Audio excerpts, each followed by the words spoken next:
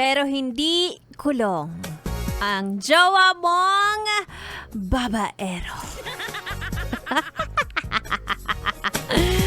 Ay, naku mga yes friend, I'm back. It's me, Ganda Wanda. Kasama niyo pa rin dito sa 101.1 Yes FM. Yan na nga ba ang aking sinasabi? Sabi, have, abi. Oo, yung mga yes friend ko dyan na babaero. Yan yung mga madalas nagde-deny. Diba? Hindi ako babaero. Wala yan sa lahi namin.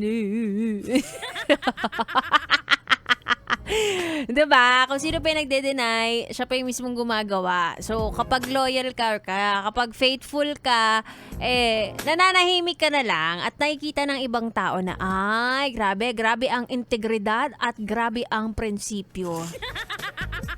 Diba? Oo, dapat yan pinapakita, hindi yung sa salita na, hindi ako babaero hindi ako gaya ng mga tropa ko. Pero tropa mo.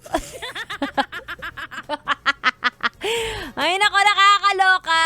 Oo, at alam ko rin na narinig yun na ang chika. Ang balita.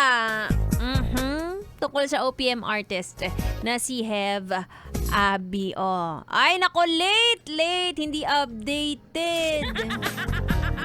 Wala na. Ay, nako, akala ko ba pare-pareho tayo ditong updated sa chika. O, mamaya pag-usapan natin yan dahil sa aking pagbabalik, makakasama ko na ang bibi nyo. Bibi ng lahat ng tao. Bibi siya ng lahat. B-boy! B-boy, ikaw tigilan mo ng pagiging babaero. Bala ka, tutubo yung sungay mo. Mas malaki pa dyan sa mo. Tuloy-tuloy ang ating tugtugan. Dito lang sa 101.1 Yes FM Solid.